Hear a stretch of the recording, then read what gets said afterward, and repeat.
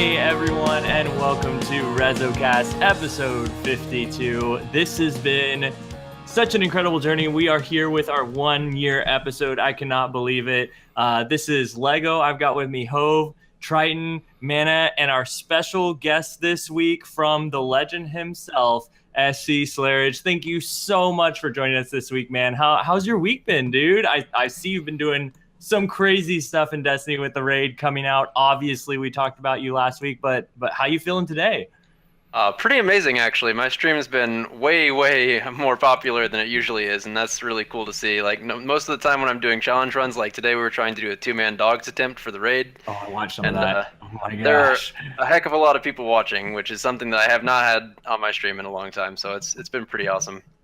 Dude, I watched you put out a YouTube video just this week of the 4-man raid, and I want to get more into that because it was just insane. I remember when we were going through the raid, Hove and all of us, I was like, I know he's going to figure out how to do it, but I just can't wrap my mind around it right now. It's incredible the things that you pull off, man. Yeah, the 4-man, when we were going through World's First Attempt, which that was kind of an adventure on its own, but the entire time there was thoughts going through the back of my mind like, okay, how can we cut down on our numbers? Like, that is crazy. Hove, how's your week been, man? Week's been good. I guess we did. No, the raid was before last week's episode. I don't know. Trials is this week. Yeah, wow. Trials was good. It felt good to get back into a fresh Trials. I also want to say I noticed, Slayer, you said your stream has been more lively. I do want to point out that we noticed that because normally when Mana comes in and he hosts us, and I'm like, oh, sweet, Mana just hosted us for like 40 viewers. And then I saw that you hosted us for 1,800. I was like, yeah, Mana, we don't need you anymore. I'm not needed anymore. Oh my gosh. But no, everything's good, man. Excited to be back 1 year. Speaking of the 1 year, anybody in chat, if you type !raffle, we'll be giving away your choice of a Bungie Foundation emblem and pin or the Tricorn emblem and pin at the end of the episode. So yeah, !raffle. And any of you mods, let people know during the chat. Thanks. Okay, bye. Triton? Triton? Whatever. Triton. Oh, okay. Triton, what about you? First of all, I'm glad that I'm still kind of like technically third seed. So I'm really waiting for that episode where Mana jumps me in the intro, jumps me in the week. I mean, it's coming soon. So I'm still happy that after a year I'm the third seed. But it's been a great week. I got to do trials with you, Lego, and Mana and Claw, which was hilarious. We had a fun time there. So getting to play with Claw, I think only for the second time. And then getting to play with Mana, probably also only for the second time, was a pretty cool experience. And then got to the Titan this week. So did my I wanted to do a month by month, but I ended up starting the Titan just because I got a lot done with the Hunter. So yeah, pretty productive week for me, I'd say. How about you, Mana? Mainly just me being bad at PvE, which I don't want to talk about because Slayer's here, and I feel embarrassed. So I started 2 raids, couldn't finish either of them. Oh my god. I know. I feel so weak whenever I watch Slayer's stuff and like what he can accomplish with the rest of his guys. And for me, it's just like, oh my gosh, it's so hard for me just to do a raid normal by myself. What even is this? He's contemplating on doing certain parts with a couple people while we're a full 6-man team, and we're like, we finally did it! Yeah! Yeah, well, my week, much like Triton, I finally got to, we finally got to experience Trials, and it was really cool. I got to experience it with Triton and Mana, but also with Hove and Wilson and Marcus, and all of them got to go flawless with each group, so that was really fun. Definitely the highlight of my week. But first, before we get into anything else, I know we want to jump into Trials more. I know we want to talk about our raid experiences more, but we want to get to know Slayer as we have him here. So just real quick, man, if you wouldn't mind telling us a little bit about yourself, what do you feel like is your place in the Destiny community? I mean, we kind of know what we can find you doing, but I'd like to hear you explain it for yourself. I would say that the number one thing that I try to bring to the Destiny community is pushing content to its limits. Like, I would say that I have a little bit of an overlap with Dado in that way at times, where he'll talk about how you can min-max DPS, and more often than not, the kinds of things that you'll see in my videos or my Twitch streams is kind of the same thing applied. Like, you'll see using the rocket launcher with the rally barricade and cluster bombs to try and get ridiculous DPS on Callouts and one plate and this sort of thing. That's the stuff that you'll see. And I try to, when I'm streaming, do as much as I can about answering questions that other players might not be able to answer, because it's I guess high level stuff. There are people who are trying to figure out what the best way to power level their characters were, and how many people were really aware that making an alternate character, like if you have 2 hunters, the power gear doesn't actually work on the second one because you can only get 1 per class. Like that's not the kind of question on day 1 that necessarily every streamer is going to be able to answer. So I try to just be on top of it all the time, to where I can answer any question that any viewer comes in with. And because I'm not always able to do that, I try to make my community a place where people can bring their answers and hopefully get basically every mystery of Destiny put together in the best way possible. That's awesome. What do you feel like brought you to Destiny to begin with? Like, how did you end up here in this community? By accident, actually. I was a big Halo fan. I played probably over the course of Halo 3 7,000 hours or something like that. It was a lot. Honestly, it was probably more than that. I'm probably not even giving myself full nerd credit, but I bought an Xbox One, hoping to play Halo 5 on it. I was looking forward to that game coming out, and then the Xbox One came with Destiny. So I was like, okay, well, I guess I might as well play this because it's free. And It's good. After playing it a little bit, Vault of Glass is where I fell in love with it, and I was like, this is actually this is even better than Halo. This is fighting bosses, which I love, and grinding to level up a character, which I love, and it's a first-person shooter. This is like everything I love in gaming brought into one title, and so pretty much from there forward, I've been hooked and playing every expansion to death until I've done everything there is to do, and then some. And pushed everything to its absolute limits. Yeah. So literally the absolute limit every time. Compared to like Destiny 1 with Destiny 2 out, D1 had all these different ways that you were pushing it to the limits with like exotic weapons and perks and different movement speed and stuff like that. Do you feel like Destiny 2 in comparison, where do you feel like the two line up as far as like how much diversity you can push to its limits in D2 with the different class abilities and the exotics that we have so far? Do you feel like it's a good amount of options for you to work with to kind of like break the system almost, if you will? I would say that actually having removed self-res from the game, the limit breaking has definitely hit a lot harder of a wall than it would have otherwise, I think. It's a good change. Self-res being gone is by far better, but there's that gone.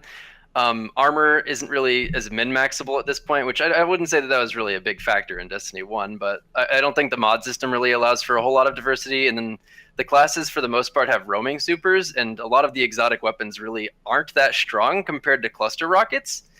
So as far as diversity goes, I would say that it's gone pretty significantly downhill. Yeah.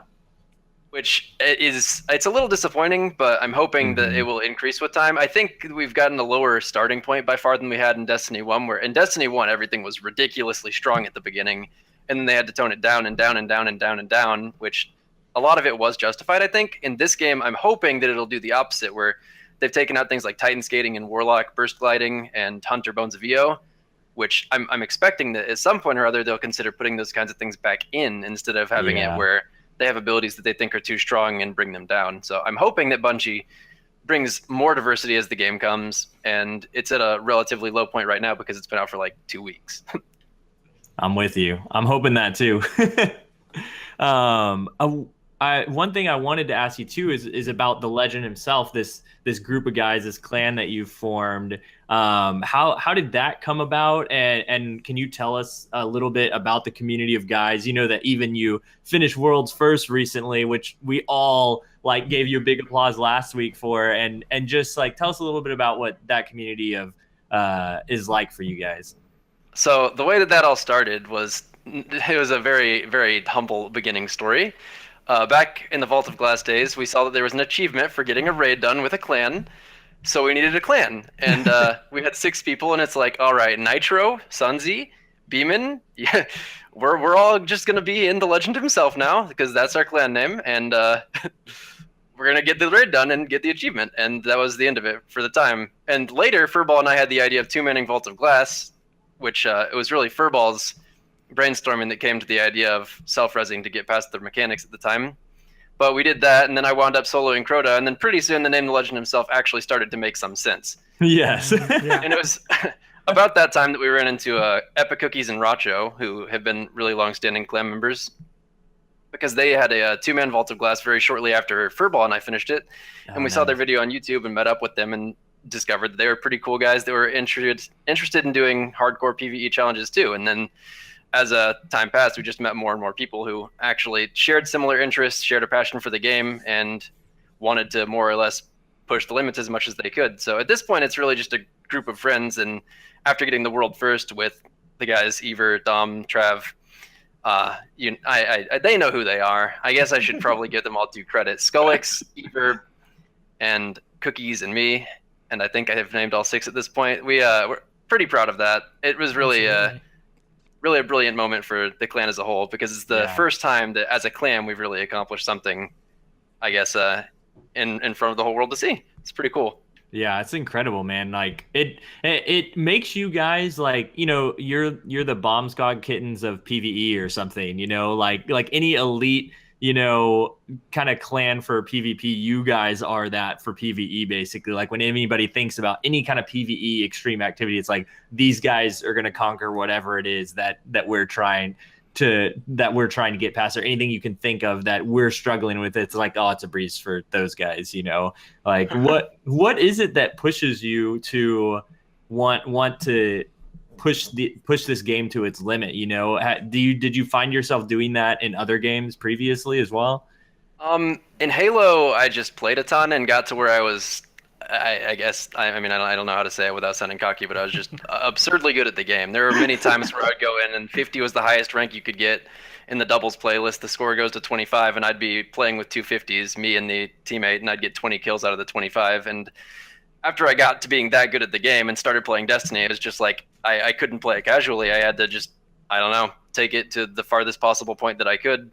Yeah. You were already. It's the only way I could enjoy it, I guess. Yeah, that's cool, man. I think that's awesome. Do you guys have any questions y'all want to jump in with? Well, it's a little bit cheating for me because I've already seen all the community questions. So That's like, what I was gonna I know say. what I want to ask, but then I'm like, I'm going to take someone's, thunder for asking a community question. So Well, we could just go ahead and just start pulling in some of those community questions and going through those. And if in the Twitch chat, if y'all have any y'all want to throw in for Slayer here, we'll go ahead and throw those in. We'll try and spot those as well. yeah, it's moving fast. So if I miss it in chat, I apologize.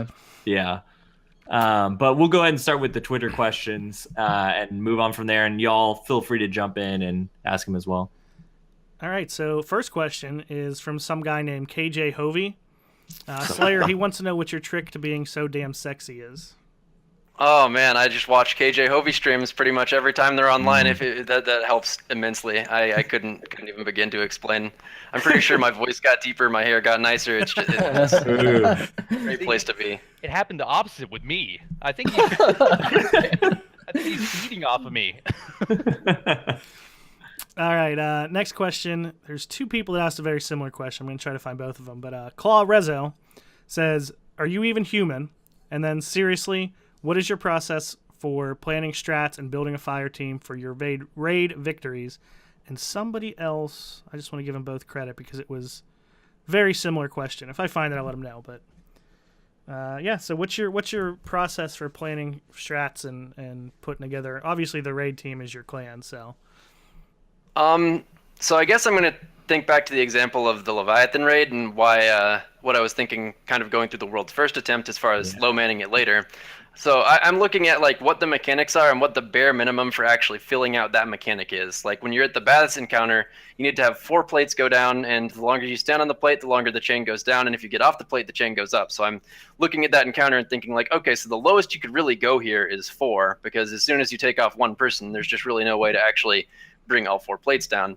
But it gets a little bit more creative when you think about other encounters, like I was saying, we were doing the dogs 2-man today, where it seems intuitive that you're going to need to have at least, 4 people or something like that on the team to get a reasonable sized buff. Because if you got 1 person on each flower with the royal pollen, it'll give you a 1 times buff, 2 is 5 times, 3 is 7 times, and 4 is 12 times. And most groups, because they want to beat it consistently, they should probably go for like a 60 times buff by just getting 5 flowers as a 4-person group, and then they can easily kill 1 dog each. Yeah. But What isn't as obvious is if you can get even a 10 times buff, then actually doing a good job over 4 rounds, you could probably solo 1 dog each.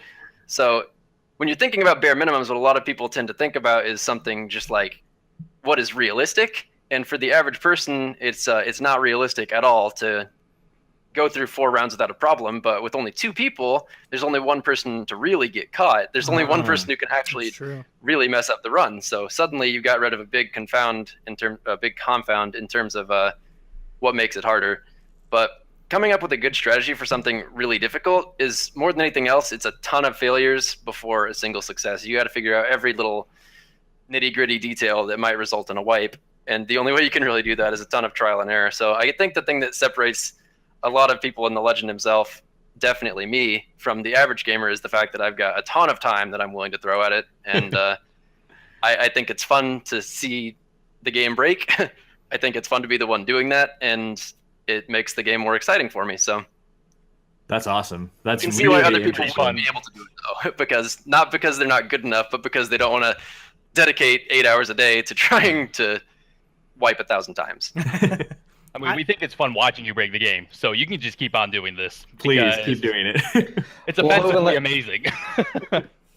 But like, I want to stay with that for a second because that was one of my questions. So obviously, when you're able to tackle all of these things solo or 2-man, the Legend himself, or you by yourself, that probably inspires a lot of people in your community to give these things a try. So let's take time off the table for a second, because I know you did say that probably is the biggest ingredient as to why someone can't do it. What have you found to be across the board, maybe not so much Destiny 2, but maybe in Destiny 1, what was the biggest obstacle people would commonly run into in trying to solo these activities? Let's see. I haven't really seen a whole lot of other people attempt them, so that's probably one of the big obstacles, is people don't think they can do it, and they aren't really interested in challenging themselves that much, even outside of the time factor.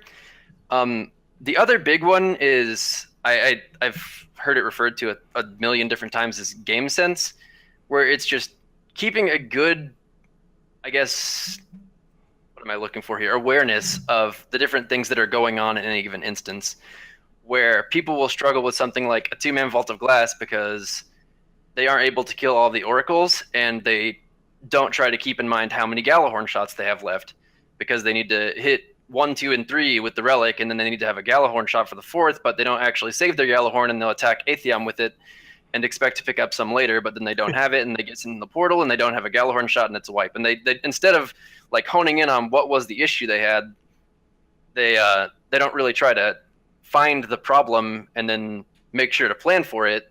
They just keep hacking at it with the current strategy. And I think that's the biggest thing that people don't really do, is it's really about challenging assumptions. I think that's the biggest difference, is you got to have as much problem solving as you can if you're going to try and do something that's really low man. I think most people that did things like try to solo Crota eventually did find success. And a lot of people in the PvE challenge community, like people like Scardro and Tifu and Gladiator, and there are a lot of others. Yeah. They do come up with a lot of their own strategies that in many cases are better than mine, just because they're challenging assumptions, and sometimes I don't challenge the best assumptions challenge the assumptions as best as I need to as well. So I guess the answer that I'm trying to give is, it is something that I think a lot of people wouldn't have as many obstacles with if they really gave it a shot. Like, if you try your best, it is definitely more accessible than people think it is. That's awesome. Yeah, just listening to like you talk about some of this stuff already lets me know why I'm never gonna be able to do any of the things you do. Because I'm like, I can't even. I'm like, I have this gun. I'm going to shoot this thing and hope it works. Like, that's as far as like my thought process goes. So yeah, I'm never gonna be able to do any of that stuff. No disrespect intended, but that is exactly the problem that I'm talking about. Like, people, oh no, I know. Like, let's be real, it's not even worth doing for the most people. Like, why would you bother, right? Yeah, I way above my pay grade. I still not to die, embarrass myself in front of my friends. Just don't be the weakest link. Don't be the weakest link. Yeah, that's pretty much what I go in. As long as I'm not the one, like, dying's fine. Like, everyone's gonna die, but as long as I don't do anything stupid, like, I'm fine. That's as hard as I like think about things. Like, don't fuck up, please. All right, a couple questions from chat. A couple people. Dominic asks, who has the most electric shot in the Legend himself?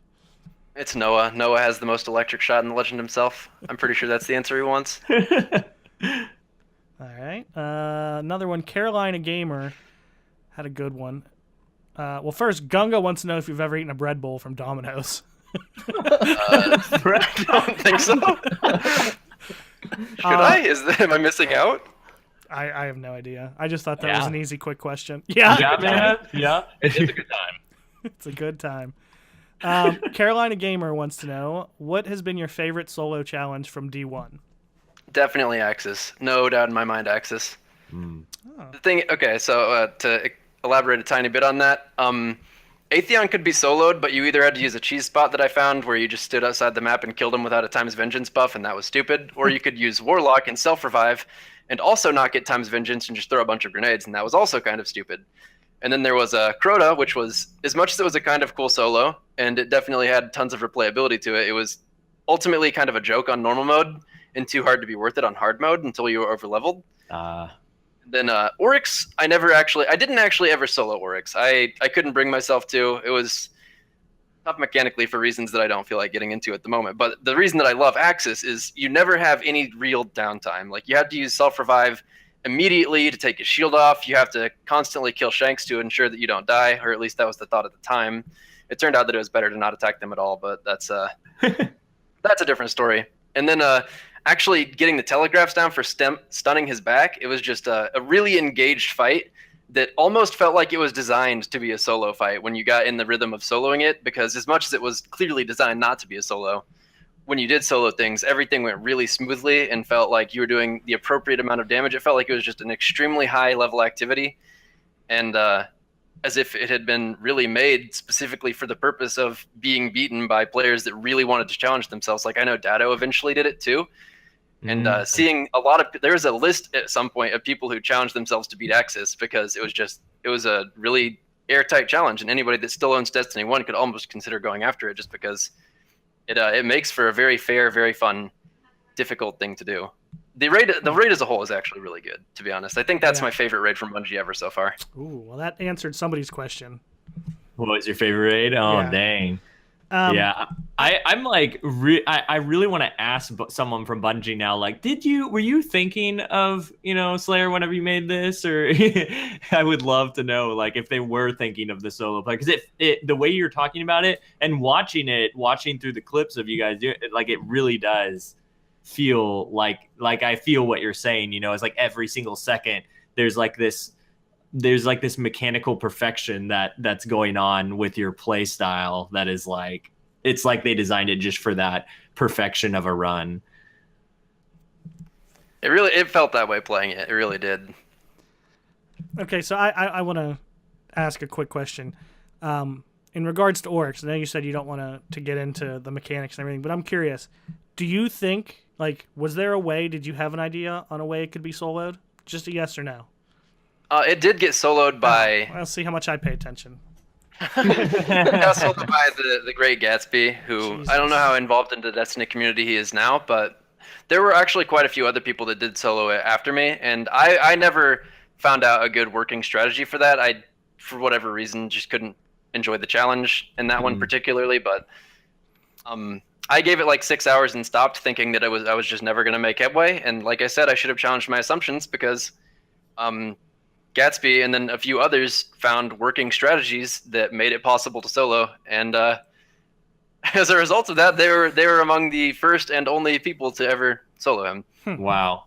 That's so interesting. It's interesting hearing this other side of the community. Like, we see you guys, on Reddit and stuff, but the fact that you all know, like, the PvE, like, extreme, everybody who's pushing the limits of this game, you all know each other's names, like, really well, and know what each other's accomplishments and stuff like that. Like, it's like almost like this top tier community, that y'all are keeping track of each other. It's actually really cool. There's actually a lot of names that I would love to throw to. I don't think that I could name everybody, but I would hope it goes without saying that, like, really any of the, I guess, PvE superstars I've talked to, I would definitely have a lot of respect for them, and there are probably some of them that are better than me, I would like to think.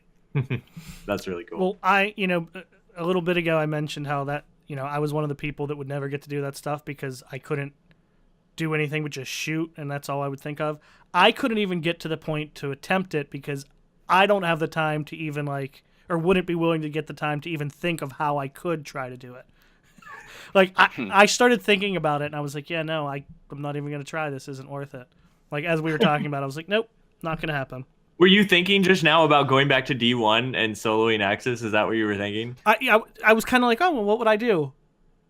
Yeah, no, that's too much thought. Yeah. Maybe if I could Warlock skate as fast as you guys can, then maybe. I suck at it, though. All right. It's so much easier than you think. Oh, I wish. Lego, all he does is Titan with a fusion. He refuses to try anything else. It's true. I haven't even started my Warlock yet for I know, D2. because you're lame. Next Twitter question is from 1-800-273-8255. If you want to call that number, I don't know what it is. But how do you guys handle frustration, I guess meaning Legend himself? Almost every time I play with my fire team and the raid or a step takes a while, most of us get frustrated. And we all start blaming each other or just give up and not play serious. Oh, gosh. That's actually... I actually hate the game Overwatch because that's what the entire community feels like. They are just all ready to pounce on each other at the first sign of a challenge or any obstacle really coming up at all. And I had to stop playing that game, thankfully, when Destiny 2 came out.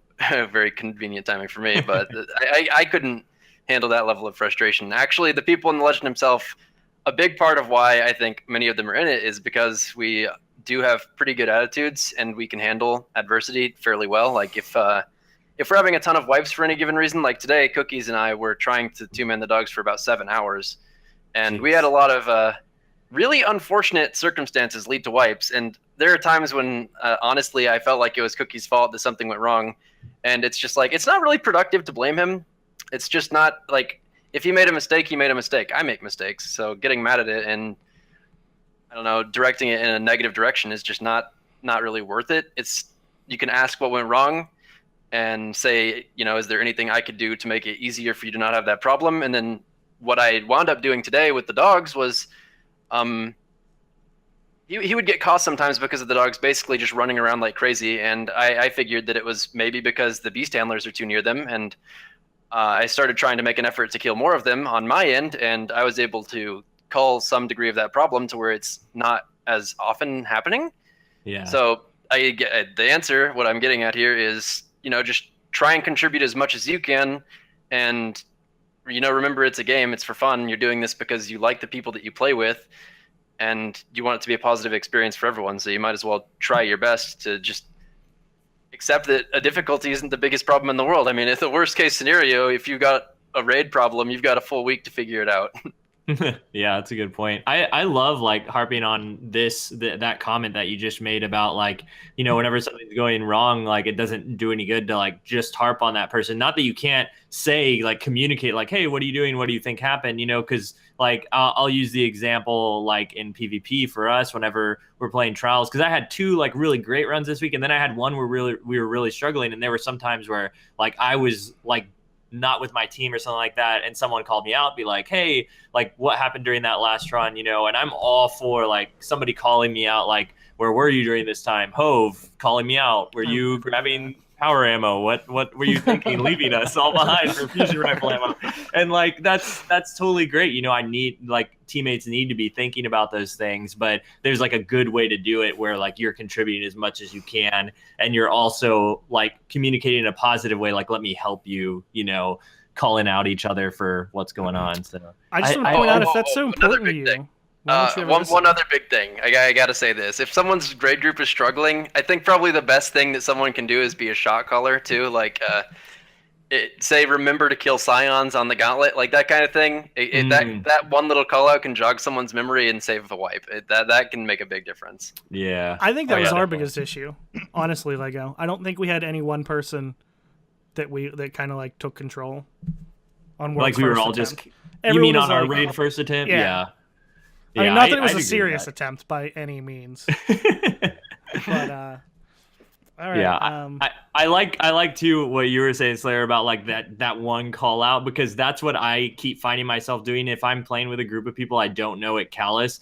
Every time I go into the shadow, into the suck, it's I'm calling out okay, call outs, like be sure to call out whoever's, the first person to make that call out, whoever we have assigned, do the call out, because you'll just get caught up in doing whatever, and that one call out can make a difference.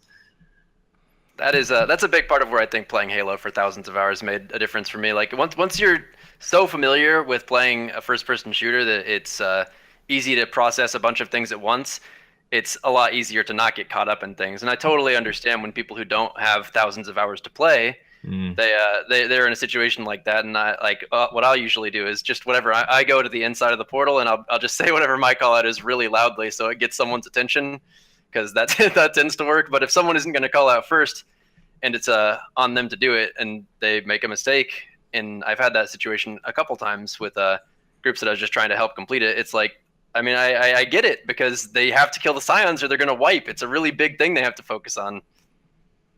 Yeah, Absolutely. totally. All right, big question, or maybe a series of questions. Uh-oh. But you were just talking about how you were, you're already trying to break the game and you're trying to two-man the dog section. So how far do you think you can break each section of the raid so far? You think like the lowest amount maybe is like 4? Because I'm not really good at the, but I'm looking at, I'm like, how the heck is Slayer actually going to, like, do some of these under like 4 manning it?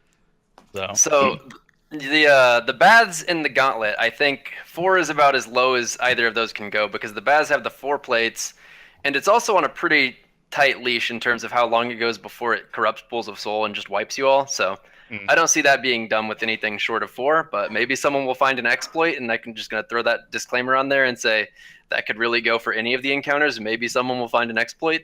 Yeah. The raid is still early on in its lifespan, so yeah. Exactly. And they might make some ability later that you can return to it too that will make a big difference, but I see pools that's pretty much stuck at 4, or bads rather. The gauntlet is pretty much stuck at 4, because if you don't grab the 2 psionic whatever they are, then you wipe. So you need 2 people for that, and then if they can't get through the entire circuit, then they're just going to explode, and you only have so many deaths before you just automatically wipe because someone stays dead. And that means that you have to get them through every time, because you need to do it at least 3 times, and mathematically it just works out that you have to actually make it every time or you will wipe. So 4 is, I think, the lowest for that too, unless someone finds an exploit. Yeah. And then the baths, or excuse me, the dogs, 2 is the lowest I could ever really see it going. There's no way to use the crystal to shoot the pollen and also hold the pollen. That doesn't work out. And unless someone finds a way to kill all 6 dogs solo with no buff, that's stuck at 2. And then Callus, 4 was reasonably difficult. 3 is possible, but very difficult. We expect to do that at some point. And then 2 is exponentially more difficult than 3, but there's no reason that it's technically not possible. So that could be a thing. Would you have to just... You might be able to 2-man Callus. It would be a stretch goal. The temptation is right there to attempt it, though.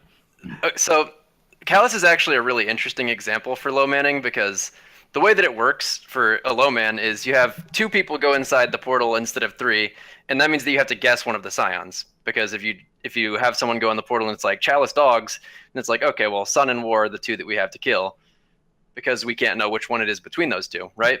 Yeah. But every time you kill an extra scion, it spawns in more ads. So it makes it harder and harder in the throne room the more times you guess wrong, basically. And the thing that makes Callus interesting is if you have 2 people in the portal and 1 person in the throne room, then the 2 people in the portal can make it where the 1 guy outside only has to guess once every time, and that's reasonable enough. It can be done. And then if you had 2 people in the throne room and 1 person in the portal, then if the person in the portal managed to get through it, which would be a feat in and of itself, but possible, then you would have to guess 3 times, or yeah, you'd have to take 3 guesses, but between 2 people you could probably handle the ads if you did a good job at it. So that also works, to have 2 people inside, 1 outside, or 2 outside, 1 inside. But then if you take it into 1 on both sides, it suddenly becomes more difficult, because you're guessing more and dealing with more ads at the same time. So you don't have the benefit of guessing less or having more people to deal with more or fewer ads. So I guess the thing that I'm getting at that's interesting is, even though you can have 1 in with 2 out and 1 out with 2 in, 1 on inside and outside is actually harder than doing either of those options solo before. Yeah, gosh, that is so intense. Yeah, it's pretty ridiculous. I guess Level of theory crafting. I don't know. It's more intense than I ever anticipate most of the time. yeah, I Bungie's can't, really I can't working handle hard that. to stop you breaking the raids right now. So is I that actually genuinely think they might be thinking of that stuff when they make raids now. That like I think when so. when I went to the bats encounter and there was Yeah. 4 plates, I'm just like, oh come on. Mhm. Yeah. Yep. And that kind of goes into what I was wondering. Is it? Do you think it's good or well, not good or bad? Do you like the fact that you don't think any of these will be soloable because it becomes more difficult even as you get down to 4? Or did you like trying to figure out all the way down to 3 people, 2 people, soloing things more in like the Destiny 1 raids? I think that soloing things kind of cheapens the accomplishment for full raid groups. I would say that when you have like when it's like, okay, well, one guy beat Axis, then if a full 6-man group beats Axis and they know about that video, that does kind of, I would think, take away from the accomplishment, at least somewhat. And then I do Yeah. think that I think that really returns to why I like Axis as a fight. The solo in that fight really didn't feel like it was not easy at all. That actually takes pretty clockwork perfection in terms of where you are and how quickly you move to get the stuns and that sort of thing. And because it requires that kind of intense mechanical skill, I would say that it's not necessarily bad for things to be soloable, but it is bad when it's soloable just because it doesn't actually have any real difficulty to begin with. Like Crota being soloable was really just they didn't actually force teamwork, whereas with Axis, unless you're exploiting things with self-revive, you do need teamwork because of the charge lockout. And with Callus, having everybody contribute by calling out what they see on his forehead so that it makes the job easier inside the throne room, that kind of thing, I think that is definitely better for the game. I would rather have things not be soloable, because if they are soloable, what that really amounts to is that the mechanics aren't demanding enough. Yeah, that's really interesting. So sticking with the mechanics for a second and talking about the raid, you mentioned putting in like at least, so many hours into Halo. I think you're a variety streamer as well. Is there other mechanics you've encountered in other FPSs that if Bungie were to introduce into Destiny in some fashion, that you think would make it even more challenging, something you'd like to see? I know that one of the things that I really liked about Halo was having standardized loadouts for competitive. I feel like in this game, I don't really think that Destiny has the PvP done quite right, in my opinion. I don't really have a whole lot of positive things to say about it, unfortunately. That's just kind of my take, and it's not necessarily one that I expect very many people to agree with. But I liked standardized loadouts in Halo, and I liked I liked the map design being very strictly based around the ways that you could move around it, and seeing that in the PvP of this game would be something that I would really like. But honestly, as far as PvE goes, I would love to see more in-game content for me to grind. Like having Destiny 1, I would say, is probably the biggest thing that I think Destiny 2 could learn from, ironically enough, where something like the Imago loop is something that I spent a ton of time grinding for, and it's not necessarily the right kind of grind that is like the best in-game content in the world.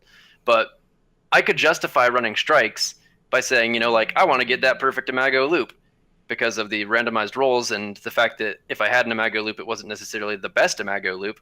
And in this game, I don't really feel like I've got the same goal to work towards, to where if I've already got any given gun a handful of times, there's no real need for me to try and get a different gun unless I know for a fact that it's better.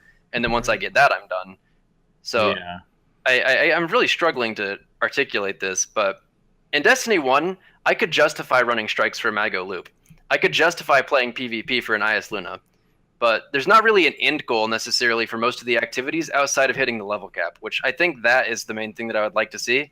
I guess a more robust PvP map design would be a big thing, and then other than that, having more end-game goals, or at least reasons to continue to do content after hitting level cap, because I think that the game does have a lot of content right now, but unlike Destiny 1, it doesn't really try to put a carrot on a stick. It doesn't really try to keep you playing. At least I don't see it that way.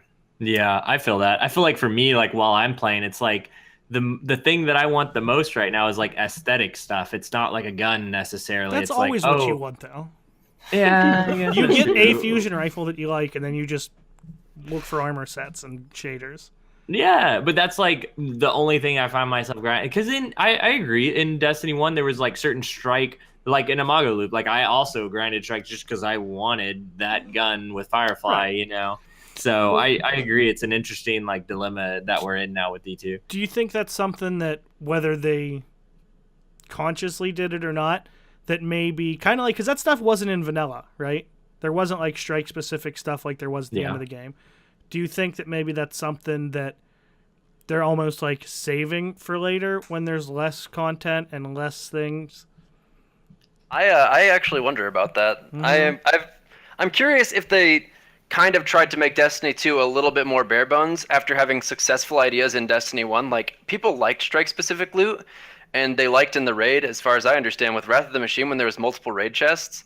I thought that people were pretty cool with the idea of using the keys to open and get extra loot. I thought those things were well received by the community. So to see them not have them in Destiny 2, despite having a good reception, makes me think that they either deliberately made it a little more bare bones so that they would have some easy content to throw in later and make it that much more appetizing, or either that, or they just would rather make the game more accessible to players who didn't have as much time to grind the crap out of it. Like, I recognize that being in the 0.01%, my perspective is going to be very different from the people, or like the vast majority of people who play the game. So it's really hard to be sure. Yeah, I kind of feel like I'm with you there, because it feels like they're kind of doing both. They're letting it be accessible to so many different people, but at the same time, they're also like holding back certain things so that us that play the game a whole lot are with the rest of the community who don't play the game a whole lot in joining them, like in faction rallies, like holding that off a little bit before, you know, jumping that in, which that's something we need to talk about a little bit later in this podcast too. But I definitely feel you on those things. Yeah, I definitely think it's smart. I mean, you don't want to put out everything that's going to come out all at one time. You know, yeah, staggered releases are good. Absolutely, especially when you want, you know, even if people complain about it in the short run, you know, if there's 12 different brand new things to do on day one, you're not going to have as big of a presence. You know, there aren't going to be as many people going, hey, look at trials. Then, you know, faction rallies the next big thing. Like, everyone's going to jump from one thing to another instead of kind of watering down the community. So I'm with that, but I do kind of find it, you know, like, so you were saying, Slayer, like strike specific loot and stuff. That seems like a really easy way to kind of, you know, prolong content later. You know, when DLCs are long in the tooth and such, which I'm okay with. I could see that, I think. I'm a really big advocate for random weapon rolls. Like, I think there are people for sure who do not like having non-random weapon rolls, or who would rather have static rolls, is what I'm trying to say. I think random weapon rolls is just the best way they can keep people wanting to play. Because, I mean, I suspect, and I could be wrong, but I suspect in Destiny 1 they had a system where people who played more got rewarded less, and people who played less got rewarded more, which is a good thing.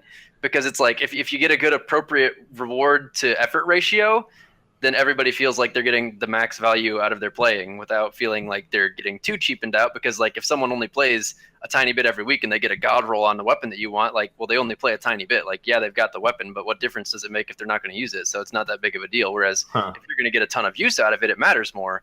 So I think that having a system like that, if that was in fact a thing, is definitely advantageous versus having static rolls where it's easy to get what you want and then not really need to play, or not really feel any progression. Yeah, that's some really interesting. I feel like we could go off on tangents on a few of those things for a really long time. No kidding. Hope, do you have a few more you want to throw at us real quick? I got a couple more that I got to get in here, and there's a couple quick ones. Marcus, Mr. Tomfoolery, asks, where did the dog with the eyebrows emote come from, and how does it feel to have some of the best emotes on Twitch? First of all, thanks for saying I have some of the best emotes on Twitch. Gotta say, he uses them constantly. He loves them. They're amazing. I mean, the dog with eyebrows, I actually really don't even know where I came across that first. I spend more time than I should browsing the internet. That's, I guess, how I relax. So when I come across something hilarious, I'll just like save the image on my phone. And I'm pretty sure that the dog with eyebrows was more or less that same sort of story, where I saw a picture of a dog with eyebrows and I'm like, that is hilarious. I've got to put this to use. That's fair. All right. There's a couple good ones. A lot of them were very raid centric, and we've kind of talked about a lot of it. But DTR champions, I'd like to know if you were to describe yourself in only 3 words, what would they be? Oh man. Persistent would be one for sure. And then let's see.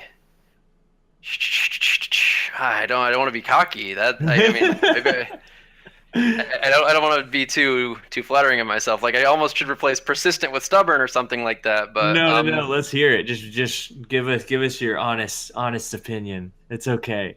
This is a safe environment. We won't tell anyone. I want to use the word smart and nice. I would like to say persistent, smart, and nice. Those would be the 3 that I would like to use. I mean, I would use those too. That's awesome. It comes through. Lego, you can't use those ones though because they're not true for you. Legally sad. Just kidding. All right, Bleached Savagery. wants to know boxers or briefs. Briefs. For sure, 100%. Tidy whities all day. All right, Chill Dude. This is kind of an interesting. I think we'll probably all agree on this, but Chill Dude asks, should future Destiny release / DLC include at least 2 raids? Wow. As far as the whole content cycle for the game, like Destiny 1 had 4 total.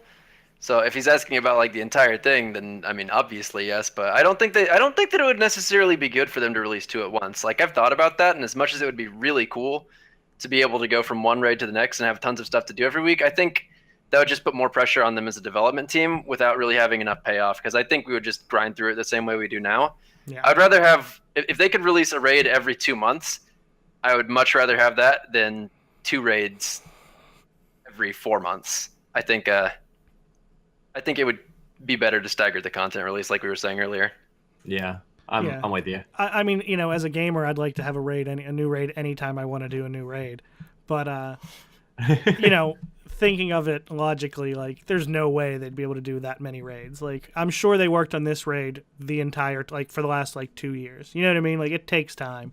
So I'd love for them to have a raid every week, but it's just not going to happen. Triton, what do you think? I do think that having 2 concurrent raids would be cool, though. Like that is an idea that it might be worth toying around with some. Yeah, that would be cool. I heard one theory about this raid. Like people were talking about like, what if before this raid came out, they were like, what if it takes place like in different locations, not just one location, but on different planets? The raid you actually have to like complete one section and like go to the next for like a second part of the raid or something like that. That is similar idea to like. I honestly hoped that since the Leviathan was super huge, I was actually hoping that there might be a part raid or something where like the raid that we're doing right now gets you leveled up to do the next part of the raid where no one can get into yet until you're like much more buffer or something. Wow, that'd be insane. I mean, both of those ideas sound really cool to me.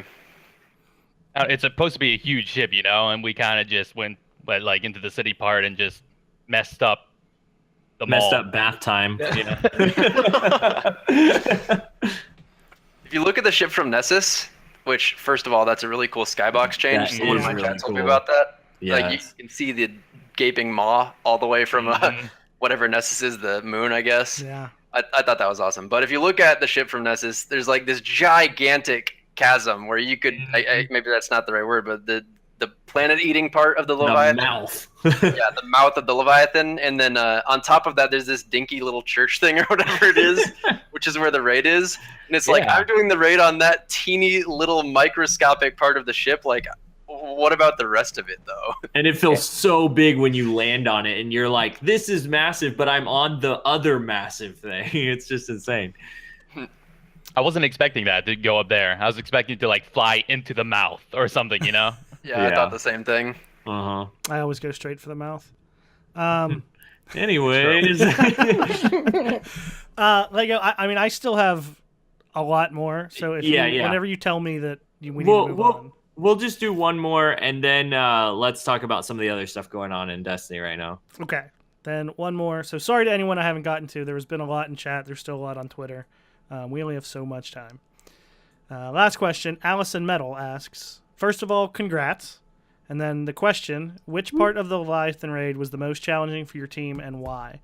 And to kind of break that up, what was the most challenging like on day one, figuring it out? And we'll say what was the most challenging just mechanics maybe when you four-manned it.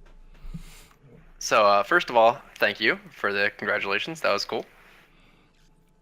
Also, I feel like I have to say on top of that, I don't know why this is kind of unrelated, not on the question, but seeing Bungie cheering for us in the studio is probably the coolest experience ever. Like getting congratulated by Bungie, that was something else. But to answer the question about difficulty, we actually had a spreadsheet breaking down from the top 4 finishers where how quickly the teams completed each of the sections.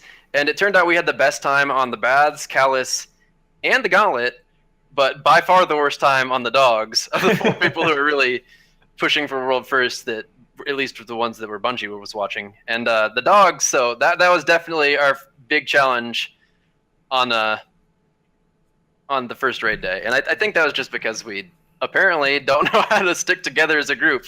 That makes me feel better because that's where we stopped. It's a problem for everyone, honestly. Yeah.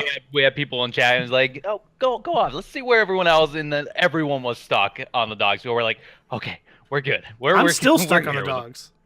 Oh yeah, you still haven't gotten past it, have you? I haven't tried since then, to be fair. Really? Wait, you haven't completed? That makes it better. We gotta get you through sometime. We'll carry you, Hove. We'll carry you. PUBG still has its claws in me. I'm sorry. Oh my gosh. Anyway, go ahead, Slayer. I'm sorry. So I think that part of the reason we struggled there was we didn't know the mechanics at the time. We didn't know that it was supposed to have 4 people on 1 flower, so we had like 4 lone wolves running around. But I mean, I could try to put reasons to it all day. We struggled a lot on the Dogs for the first time. That was a real challenge for us. And then I would say that at this point the biggest challenge is Callus, and that's because we're just constantly trying way too much to feed him quickly. Like we're trying to do 1 phase completions every time, and whenever one little thing slips up, it's just like, okay, well, instead of a 1 phase completion, we just went straight to a wipe. So maybe we should be slow and steady wins the race, but for whatever reason, we just can't do that. And that was also the most challenging for the 4-man was the Callus fight. Although the Gauntlet was that took quite a bit of figuring out the right way to approach it. I think once we got it down, it was much it was easier, I would say, probably than Callus. That's awesome. I think we all feel a little more enlightened about the whole raid process in general now, everybody listening, but we also feel like a little like more dumb for not being able to complete it ourselves. I'm used to feeling dumb. Moving on from the raid, I do want to jump into, trials happened this weekend. Did you hit up trials at all this weekend, or were you solely focused on all the new things in the raid right now and all the things you can do with it? I did go flawless once, so I played it.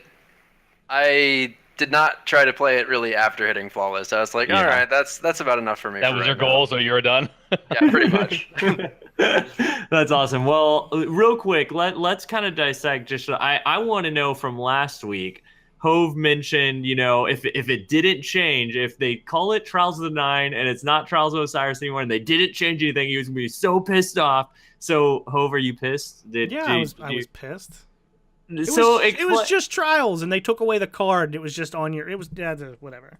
I just wanted to get Hove worked up for a second because I think it's great. Like I love all the changes that they made to it. There's so many like improvement things for me personally, like not having a card and having it just be there. You don't have to go pick anything up. And just the way the ice house system works now, the way you progress through it. And having new game types to play, it feels completely different for me. Countdown was so good in my opinion. But that's not Countdown a trials was so change. good, yeah. I'm done arguing with you, Hove. That was I know a Destiny change. But yeah, I think it's great. I loved every part of it. How did the rest of the cast feel? Hove, Mana, Triton, what did you guys think? I think Hove let us know how he felt. So No, Triton, no. how did you? That was just at the fact that they changed the name and made it like it was gonna be super different. It wasn't, but I enjoyed I liked playing it. I liked playing it with everyone. I liked the whole system of playing for something, going flawless, getting loot. I still liked that because I liked Trials of Osiris, which this pretty much was without a card and with a different lighthouse space. But whatever. Well, I enjoyed the experience. I think, I didn't do a lot of as much trials, especially at the end of Destiny 1. So, having it be countdown, I hadn't played a ton of PvP, getting to play with 4 people. I mean, again, I agree with Hove, that was a Destiny change, but I did really enjoy it. And I usually play it just for the social aspect of it because, I mean, I remember my favorite quote from that was like the minute we land, and I didn't know that intro happened, and Claw being like, "Oh, Triton, you're terrible though." Like, and just he was wearing all these different shaders, and he looked like a mess. I mean, you were that embarrassing us. That kind of made my night. And then actually enemies. before the podcast, I went on because I saved the clip, and I guess I must have changed my settings not to like share the audio in the clip. But there's like it was our second game, I think, and that team just walked right in the lane, and Claw's quote is just like, "Please, everyone else, just be idiots and just walk one at a time in the lanes for the rest of the night." And I just at 1 a.m. that's funny to me. So I mean, that's probably why I played it. That's why I enjoyed it, and it did help that we went flawless and got to see the unicorn blood. But I didn't really have I had fun. It's actually Voldemort's tower. Voldemort's tower. Oh, okay. Yep, that's the new social space when you the new tower or lighthouse. So Mana, how did you feel about it? You're gonna be one of us who probably plays it more than the rest of us. So in the long run, at least. How'd you? Yeah, you're up there. But a huge fan of Trials of Osiris and how it kind of ended in year 1. I was really, I was afraid how it might turn out to be, but Countdown really switched it up. I think Countdown was like a perfect game mode for Trials of the Nine. Now I keep on forgetting they changed the name. It'd be easier to remember that it had a different name if it was different. I'm kind of on the same line as Ho. They kind of didn't really change much. They made it more convenient to get out and go back in it pretty much if you like lose. But yeah, Countdown made it to where you have to, like, when you're on the attacker, you have to actually push out. You can't just chill in the back. Yeah. Which, if they had the same elimination with that map and with how good Mida is, I know chat, get ready to, I'm saying it. Mida was running rampages on that map. It was too perfect for Midas. But actually made people push out, and I really like engaging enemies. I really love pushing in or having them push at towards us and going back and forth and whatnot. So that was really fun. I really enjoyed Countdown, but I am super afraid of next Trials of the Nine because it will eventually turn into, like, it starts off as Clash, but then it turns into elimination really quickly. And I have a feeling that a lot of, just playing survival already, I have a feeling that it's going to turn into year 3 Trials, and both teams are just going to have this stalemate where the first person, like that one lone person's going to peak eventually and just get slaughtered, and then they're already down, So Yeah. I guess we'll see how it goes. Yeah, I'm really curious how it's going to go too. I'm thankful for a lot of the quality of life stuff that they changed with Trials. Not just like not getting a new card and stuff, but when you lose, it just automatically just keep going. I thought that the intro thing that Triton was talking about earlier, because at first when I first played with Hove and Marcus and everyone on our first run, I started calling out like, okay, this guy's got this guy's got this, and Hove is like, you don't do. Oh yeah, Lego didn't know about the Don't do intros, that. and we were like, Lego, don't do that. It's fine. He was like, Yeah. no, I'm gonna tell you what they have. And we were like, it just trust us. It's fine. Just wait.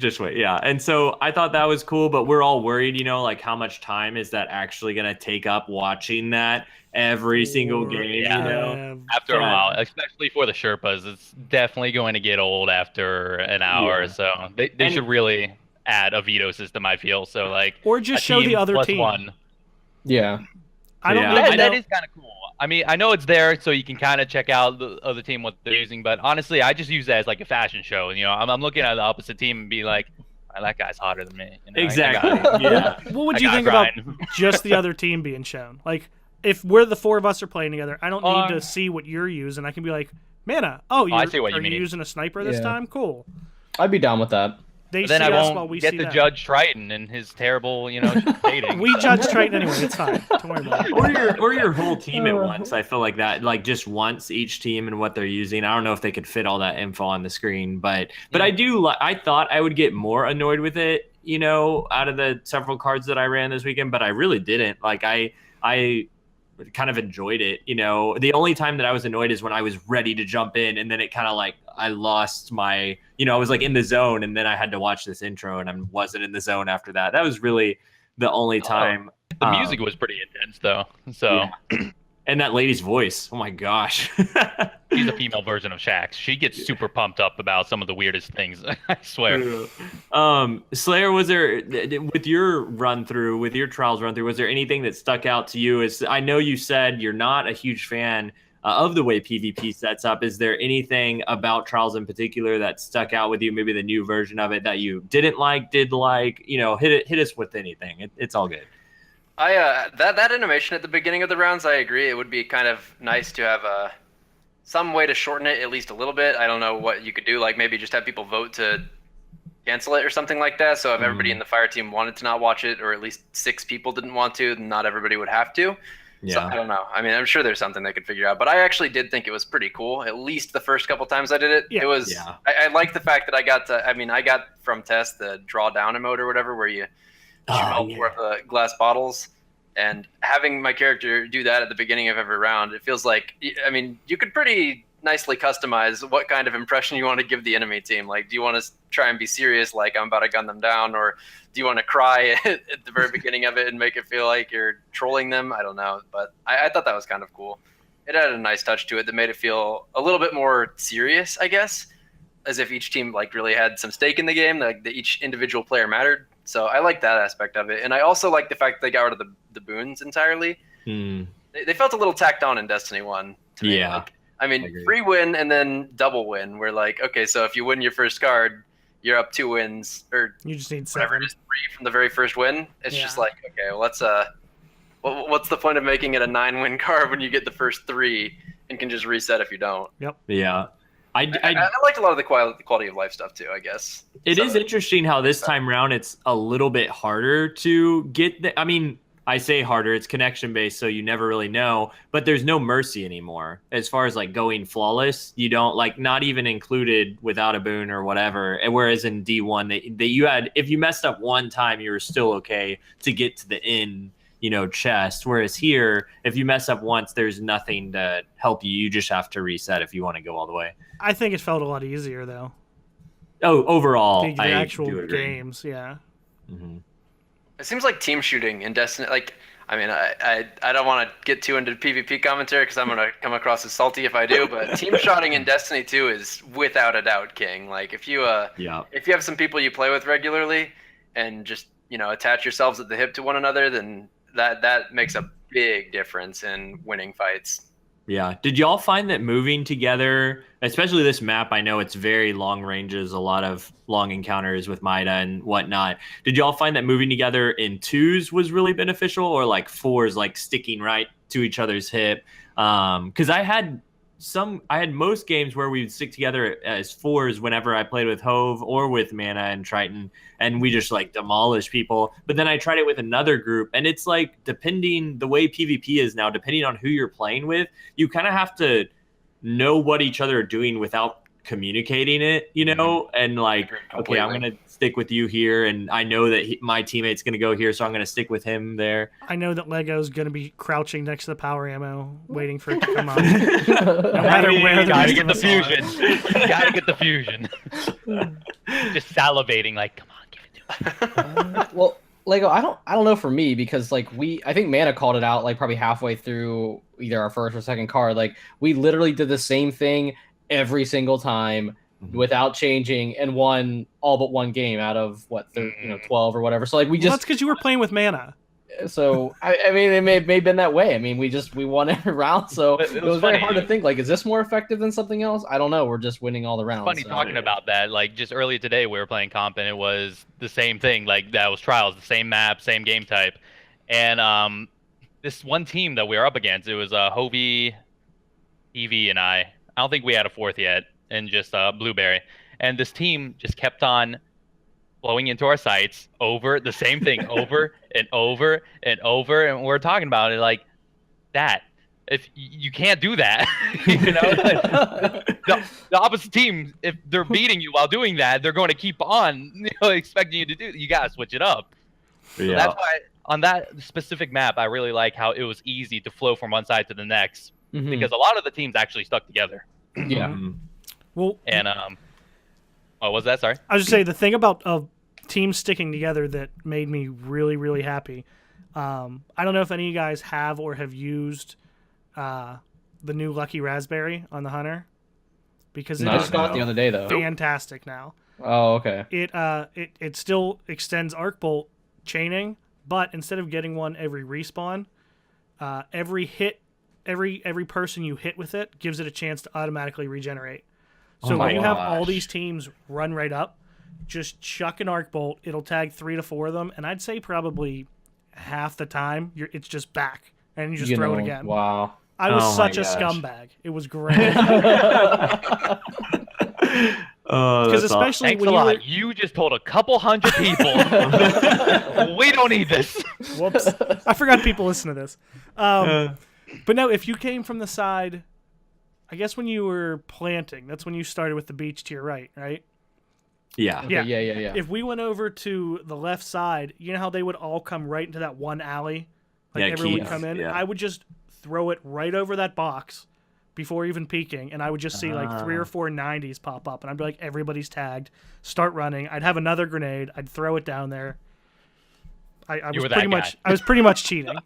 I was that guy for sure. I was so much that guy. And it was that sounds awesome. That makes me kind of want to like start a Hunter now. So maybe I should hunt down that chess piece. There was something I was gonna say that y'all were talking about with the intro screen. So the intro animation thing. I was thinking about how it might be annoying with streamers who are constantly like seeing that screen over and over again, but I was thinking about how hype that screen would be, that intro would be at an actual tournament like that we watched like at Guardian Con. If they would have had that intro at Guardian Con when our teams went up and you got to see their characters, people would be going crazy over the people that they were cheering for. Like, it would have been insane. And so like, even if they end up changing it out now, they should, like, that gives me a sign for if they do any kind of tournament private matches later on and they show it live somewhere, that has to be in it. Like, it would be so cool for that. That no kidding. That's especially with all the customization you can do as far as the way your character looks. Like, if you had a bunch of really unique looking guardians and each of them getting their own little intro sequence, that would be super badass. I know, it kind of makes me want it for like the raid now too. I was like, that would be awesome. But I like the raid intro just flying in. It looks awesome. That was something, trials compared to the raid now, because the raid, which I'm really curious for you, Slayer, what you think about the reward system for the raid, because we talked about it a little last week. It felt kind of unrewarding, especially all the empty chests with just glimmer in it. And we were like, what is this? No kidding. But now that we've done trials, like, I felt like I got rained on with loot, not just during trials, but at the end of it, just so many weapons and not a whole lot of armor, but so many weapons. Like, I got so many. And so like, I just felt like it was so much more advantageous to do trials than the raid, but the raid is such a bigger commitment time-wise for me to do, at least right now, and so like, how do you guys feel about the back and forth between these two big in-game pieces of content reward-wise? I feel like that's part of the reason that I believe so strongly in having some randomized roles. Like, I don't necessarily think that it should be randomized in raid or trials gear. I'm not saying that, but I think, like, across the board, this game has kind of showered me with loot. Like, over the course of trying to do the 2-man dog thing, I got like 20 legendary engrams or something like that. Yeah. And it's just like, okay, well, that's going to turn into a bunch of gunsmith parts because I've already got most everything that I can get, and this is as good as it's going to get. But from the raid, I definitely don't know what they were thinking, putting in all those chests that just had glimmer. Like, if they, instead of giving you 4 of the shader in the first one you open, which is, I think, how it works, why wouldn't they just give you 1 of the shader in each of them that you get to? I mean, there's 4 wings, you get 4 shaders. Why do you get all 4 at once? And then every other chest is glimmer. Like, it's almost easy to forget that you even get the glimmer at all. It looks like the chest shows up and you're like, oh boy, loot, and then nothing. And then nothing, Yeah, we were really confused at that part. I like that idea a lot, though, for the shaders, getting 1 every chest. That would make it worth opening each of those chests.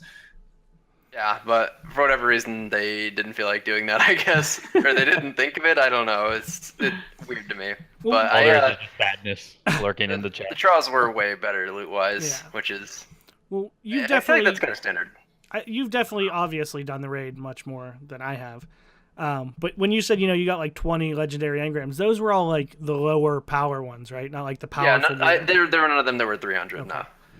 That's one thing. I always felt like the raid was like the way to get the highest light stuff. Like that was the top stuff. That's what you use to kind of to level up, and it feels lacking in that sense to me. You get a lot of engrams, but like Slayer's saying, if they're not randomized rolls or anything, you're just getting the same stuff that isn't helping your gear. It's not helping your light, and it's not giving you a new weapon. So I don't know. It feels really odd to me. I also think the token system is kind of half-baked too. Like that really adds to it not feeling particularly rewarding. Like when you get glimmer from the chest and then tokens from the encounters. Like I just beat one of the only 4 raid encounters and I got tokens and nothing else. Like feels a little skimpy. Like I don't want to get 20 of these to rank up and then get the submachine gun I've gotten 9 times already, which is not an exaggeration, unfortunately, in my case. Yeah, Really? and that's something we kind of touched on last week too, Slayer. That in that sense, maybe you might get, just theoretically, you might get the same loot from going and turning in coins, but you aren't getting it as like a drop. It's not as exciting. Like I feel like that was the other part of raids that was super exciting. Like Golgoroth, for instance. You remember whenever he would drop so much stuff and his body would sit there, so you had to like make sure you ran all through his body to make sure you picked up everything. Now there's like, oh, I got some coins. Cool, I'll go turn them in later and see what I got. That doesn't It's weird feel too, because exciting. that was a change they made in Destiny 1 at some point. Like, Yeah. you got your stuff at the activity reward screen, and they later changed it to where when you killed enemies, like all the blues and purples and occasionally an exotic would just pop out of their brain. And that was which great. It was awesome. Yeah. Because they should change that back. Absolutely. I agree. Because we Yeah. talked about last week 100%. too, even with just exotics. Yeah, it's great to get an exotic to drop in the wild, but now it's an engram. And then you go, oh, cool, an engram, and then you go find out what it is. Instead of seeing like Gallarhorn pop up. That was awesome. This game also doesn't even really have a Galahorn equivalent right now, which is Yeah. kind of a shame. Maybe we'll discover one later. But I would like to think that they still believe in having overpowered weapons to some extent. Like maybe it wasn't on purpose the first time around, but they've got to know that generated a bunch of hype. Absolutely. Yeah, for sure. Yeah, I'm with you.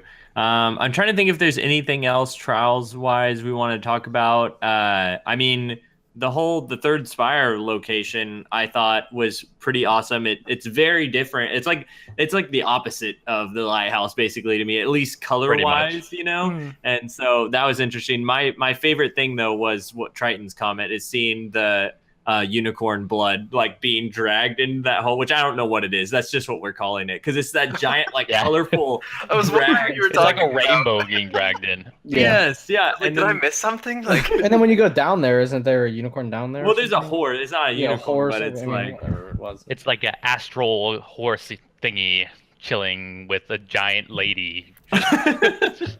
It's like, what is this room? Yeah, Why am I I don't, here? I don't remember 100%. One of you guys was like, "I'm tripping out. Let's get out of here," and then we left. That sounds like the after- beginning of some movie you'd see in Tijuana. Some horse and some lady chilling in it. Never mind.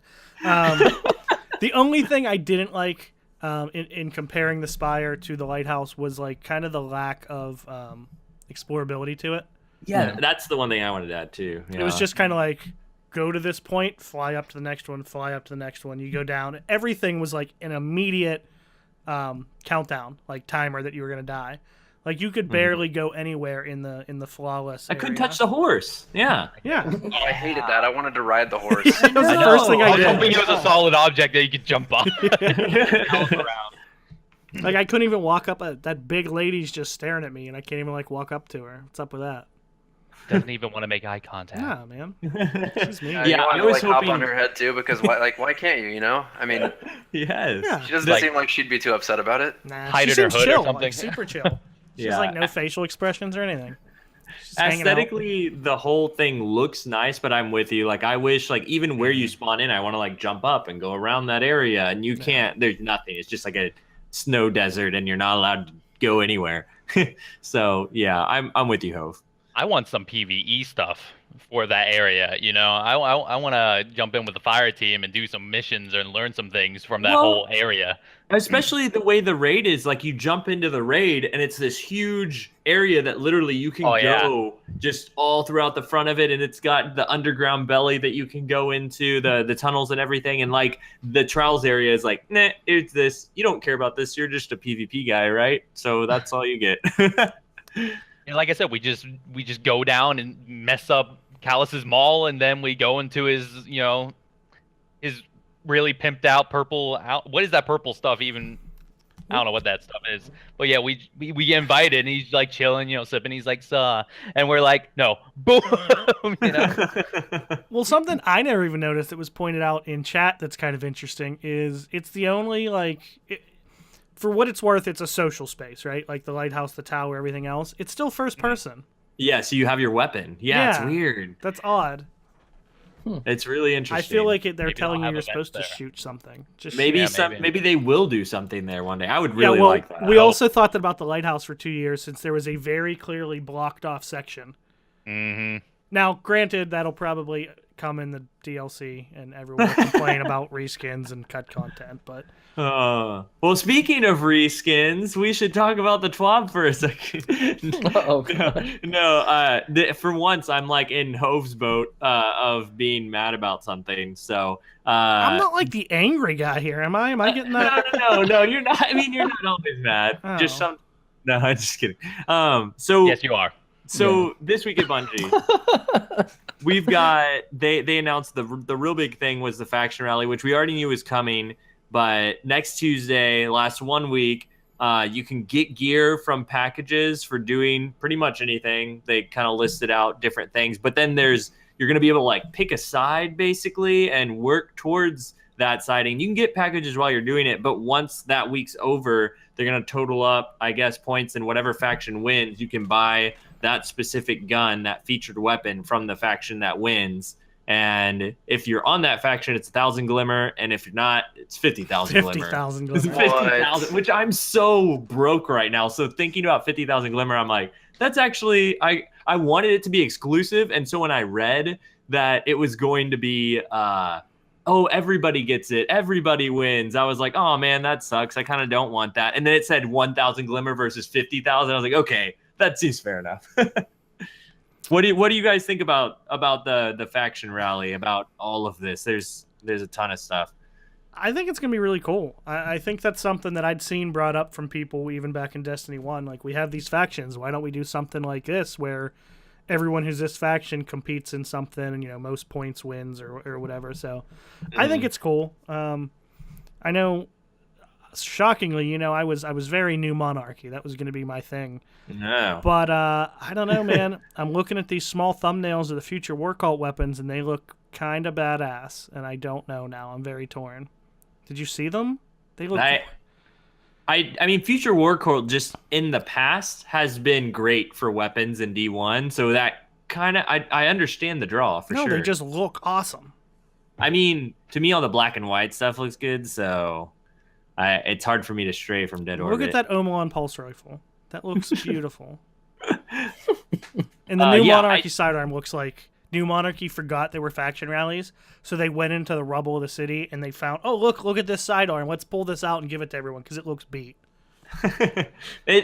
So I want to say real quick that I am super glad that we're getting a team-based faction thing. Like you were saying, Hove, it's great that they're putting this into the game. I think even Dado and some other people tweeted out this is a great start for a community type event for Destiny that brings people together in this way where they work for a team. It's very simple, but it's cool to see it finally start happening, and this is a good start. Basically, my one thing this is the thing that I'm kind of upset about, which is funny because this sort of thing didn't bother me in Destiny 1 at all, but all the armor for Dead Orbit, Future War Cult, and New Monarchy is like a reskin of different planetary armor. Like the Dead Orbit one is all the EDZ armor. It just is reskinned with black and white and a few Dead Orbit logos. But I feel like it didn't bother me in D1 because we didn't have shaders that we could make look exactly the way we want it now. And now I can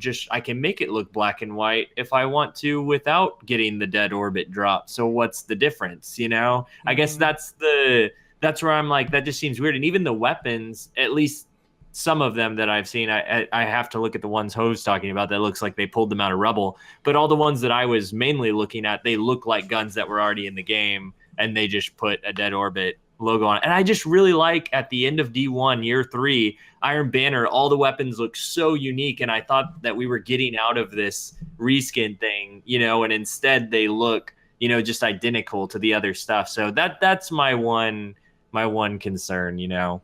But that's all I'll throw out there. I think kind of to add on to the legitimacy of that complaint, though, too, is that armor is kind of purely cosmetic now. So it's not like it's not like you're going to get a better roll on that stuff. If the whole point of it is for it to be cosmetically different, but like you said, you can just mix and match shaders as you'd like to make it as cosmetically different as you want without even getting it in the first place by just using the other faction gear. I feel like that definitely takes away from I don't know, the specialness of the new stuff. Maybe, Lego, you should just want the stuff because you're loyal to your faction.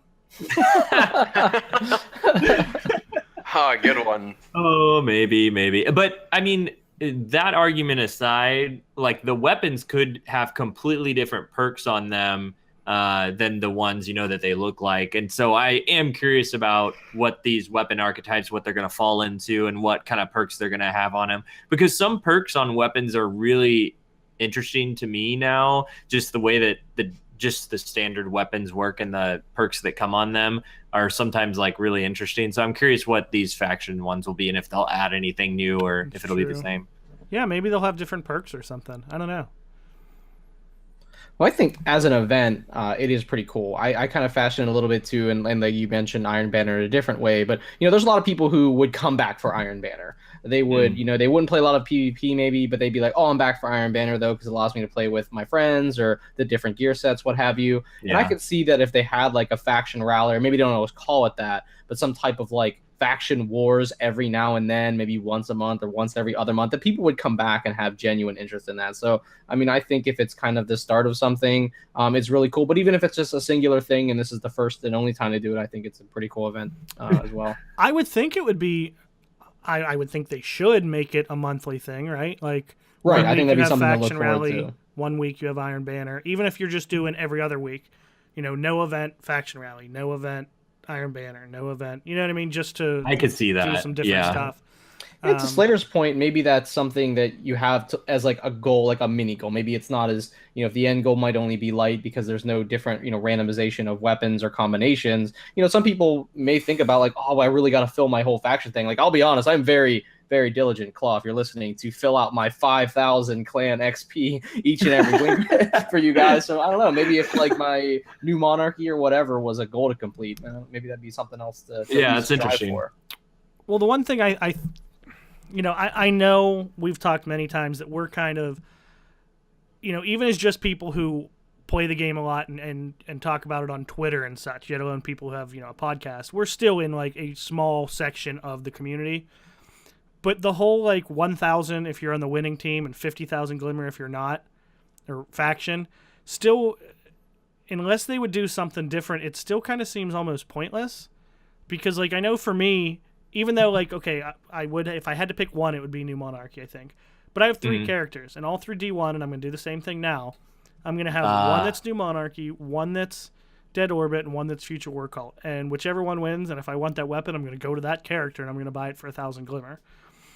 So it would be kind of cool if they would do something like that specific weapon was locked to like that character. Yeah. That would be kind of neat. They won't. But you have to make it where your entire account gets locked to a certain faction. Yeah. Well, I think they said in the TWAB that per character, yeah, you can pick a faction. So that, unfortunately, I think it would have been awesome if it was account based. Yeah, because that's a way that I'm clearly gonna like. Right. For better, exactly. For lack of a better term, I'm gonna cheese it. I'm gonna buy that weapon for 1,000 Glimmer, no matter what. I actually skimmed that really quickly to try to find that piece in it when you start reading it and you have to like pledge. I pretty skimmed pretty quick, and I think it's the last sentence of one of the paragraphs. So I caught it real quick. But yeah, that would be interesting if it was account specific. Yeah. So these are all the whole faction war thingy. This is all like doing things like the raid and the nightfall and stuff like that to try to get more rep. Yeah, it's like the Yeah, same thing you do anything. for your clan to get the clan. You know what I XP want to for the week. see? I want quote unquote comp. If they get their comp right, if they start working on that, I want to see comp like faction themed like competitive be cool. battles. I'm for between it. Yes. Fire teams. I want going back to Halo. Yeah, being a fan of Halo and all that. You know how you had your loadout that everyone started off with and went in. I want like maybe if you're I don't know if this will be this is just a thought, but one team being Dead Orbit, one team being New Monarchy, you can only use the weapons for those, you know, like everyone, like the team will one team will start off with like the ARs from Dead Orbit. The other team will start off, you know, with their teams, you know, a signature AR or something, and then they clash during that way. I want to, you know, you can't use your stuff. It's completely locked out. You're using whatever the game gives you. Yeah.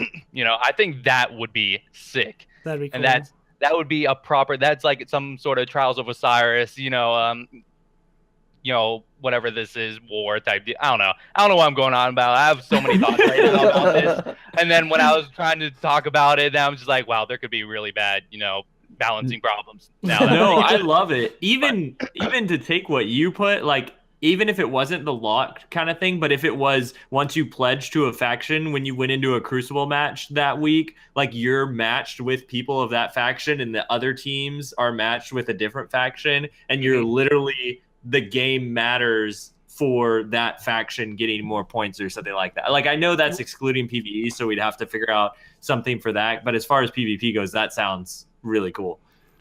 Well, two things in chat that both sounded cool. River said submissions or special encounters for each faction would be kind of cool. That maybe like give some backstory or lore into them. And then the other one, you know, I try my hardest to ignore Wendler for the entire podcast, but he said faction exotics, please. That would be cool. Yeah, that would be cool. Awesome. I'm down. Love you, Wendler.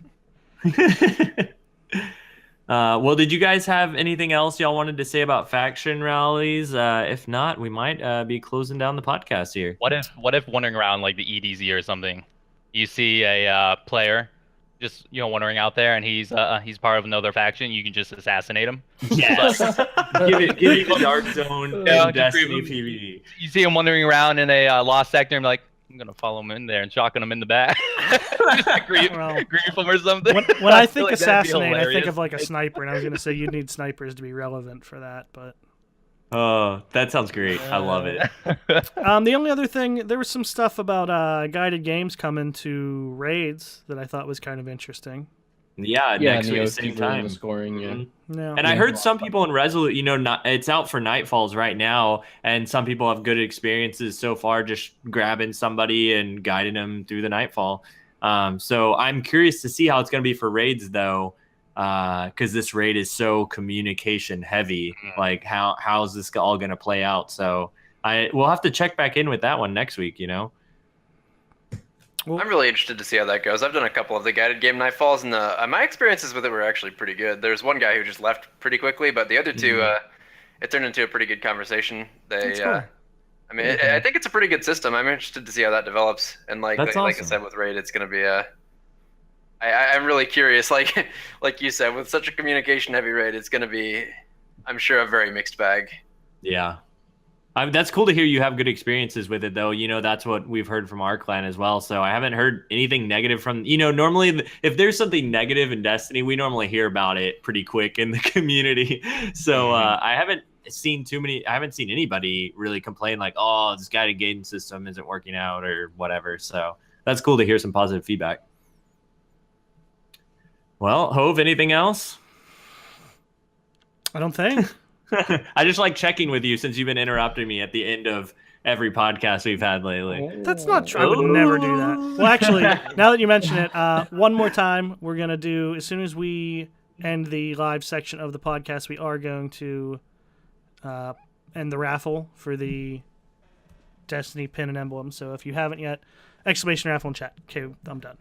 Cool. And if you're listening to us on your podcast, on your phone, on your computer, we would really appreciate it if you'd leave us a review on iTunes, if that's where you're listening to us. If you enjoyed this podcast, you can find us if you're listening through the stream or you're listening on YouTube. You can find us on iTunes, Google Play, any of those devices easily at RezoCast. And you can find us on YouTube, find us here. On Hove's Twitch stream.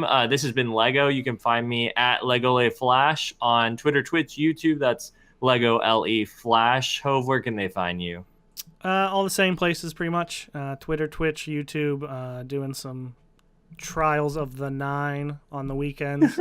All at Hove 76, HOV 76. And I also just want to say, this is episode 52. We've been doing this for a year, so thanks to everyone who's listened at any point in time. We appreciate it. Absolutely. Yeah, for real. About you. I'm new, so I'm not really, This is for you guys. This is for you guys. Mana, where can they find you, man? You can find me streaming all the time on Twitch. You can hear me probably rage tweeting on Twitter and maybe dabbling in the YouTubes at the Manigator. I think all the same now. I think I went over this last time. Yeah, I think I got it. You did, yeah. The Manigator. Triton, what about you? Well, it only took this show actually for Mana to jump me from 4 to 3 there. So I got the 3rd in the opening and now 4th in the ending. But you can find me all the same places, all under Triton, please. The please being PLZ. And how about you, Slayer? I am Slayerage, SLAYERAGE on Twitch, pretty much the main place where I will be. And then I also have a Twitter account that's got the SC in front of it still, I think, and YouTube. I have my clan channel, Legend himself. Awesome. Yeah, and thank you so much for coming on the show, man. We really appreciate you taking the time, especially in this busy season of all the raid testing that you have to be doing. So thank you, man, for coming on. Yeah, absolutely. I mean, thank you for inviting me, especially for the first or the year episode, I guess, the anniversary. Yeah. That's pretty awesome. It was just perfect timing, man. You just finished the raid. We just had a year. It just worked out great, man. Well, yeah, if you're listening to the podcast version of this and or YouTube version, if you never watched Slayer before, please go check out his stuff. It is amazing. The YouTube videos, the Twitch stream, all of it. Go check it out. You can also find RezoCast on Twitter at RezoCast, and you can find Team Resolute at teamresolute.com or at Team Resolute. Joe's just giving me this face. He's so mad that I don't let him do Team Resolute anymore. But yeah, you can find him on Twitter, and it's a good time. Come hang out with us. It'd be great. And yeah, until next time, guys. GG. GG. GG's.